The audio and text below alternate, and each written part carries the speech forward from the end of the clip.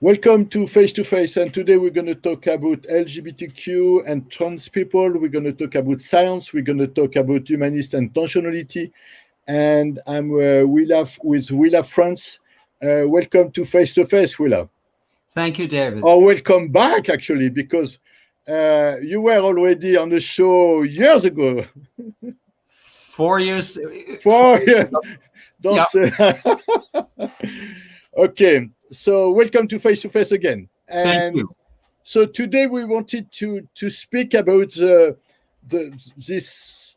I don't know if it's a new situation, but the science seems to be in endeavor to find some kind of science to the trans situation and see if they can find some kind of fix of that problem. So. We wanted to talk with you because for us as a humanist, we see the human being as intentional and people who have the choice, and so that's what for us it's all about. So we wanted to get your point of view on this. Right. Yeah. I think the goal of this biological essentialism, to find a biological determinant, that really has been a motivator for actually for much of scientific inquiry. Yes, not only in biology, but in other areas of physical sciences, social sciences as well. But on that, I don't think it's going to be successful to find a biological determinant, and that I can imagine. I mean, they're gonna try to trick it to make it like some kind of science behind it. But oh, sure, and they they have been doing that for years. Yeah, I'm sure. And they have been using the science often to justify, to justify demonizing trans folks and homosexuality forever. So so that's why for me it's a very important subject, because he explained very well what is human in human being, because we always look at the natural process, but we don't look at the intentionality of human being, and at which point the choice is of each one of us to decide. And that's a very interesting, for me it's a fascinating moment to discuss this type of situation. Right. And it's what I can say in response to that, David, is it's complicated. This notion of choice, when it comes down to something fundamental like sexuality or gender identity, it's not quite the same in my view, and I think in the view of trans and sexual experts, that we have the kind of choice that one might think of that we have, say, in selecting a career or in buying clothes. In fact, I would like to give just a little pitch for an article, a technical neuroscientific article that came out just a week ago by Dr. Anne Fausto Sterling, who did a lot of research, and in this paper has collected a lot of research from the last 20 years or so ago. Wow. So it's up to date. This is the latest word on the subject. Okay. And gender and sexuality are complicated in their formation. They depend on interactive. They depend on a combination of how else to say it, but really so simple: nature and nurture. the same, words we've been hearing for decades, and that events in early life have a critical importance, and the interactions with humans, with caregivers, with family members, with society, have crucial importance. And this is, I was struck by the similarity of what Freud said, even in the first half of the, first quarter of the 20th century, when he was talking about homosexuality. He really never treated of gender, but basically we are all born with a bisexual endowment, and it's a complex process of becoming even heterosexual. So, and it applies to homosexuality. So, if Freud were speaking and writing and researching today, and if he were a neuroscientist, he'd be saying the same thing, I believe, that Fausto Sterling is saying with her current research. So there's no simple answer, is the answer. No, it's not simple answer, but it's interesting to see then human beings as develop themselves in front of a personal and social situation. Exactly right. And it's not, we are not in a vacuum. We are not coming from only one way, but it's a double, for us, it's a double dynamic between ourselves and how do we go about answering our questions, but also everything else who is around us. And that's why we become human, because we are born into a human world. Correct. And the process of becoming who we are absolutely depends on being in the world with other people. Exactly. It would not be possible to become human without human. Exactly. And that's why we recognize human being as birth and not as conception, because you become human at birth when you become part of that human society and the human world. Absolutely. Yeah. Great. So we agree. we agree. Okay. Do you have anything else on the topic, or you want to? Well, I would like to say that the responses to gender identities and trans identities, in particular, from the state legislatures, with the laws that are in front of them, that they're proposing, are really horrific, and they will result in emotional harm and death to trans children, probably to straight children as well. And the approaches are positively diabolical. Everything from affirming, reparative conversion therapies with the notion in their heads that they can change us from who we really are, to statutes, criminalizing physicians for providing medical services to trans folks, to criminalizing parents who take their kids out of state for necessary services. And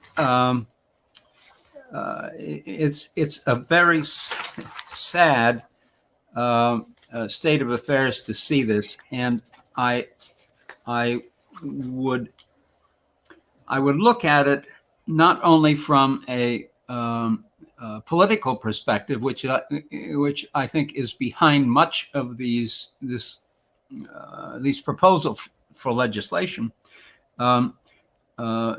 trying to provoke the Democratic center to center right to defend trans identities, and so bring that to group of people, voters, into the GOP party.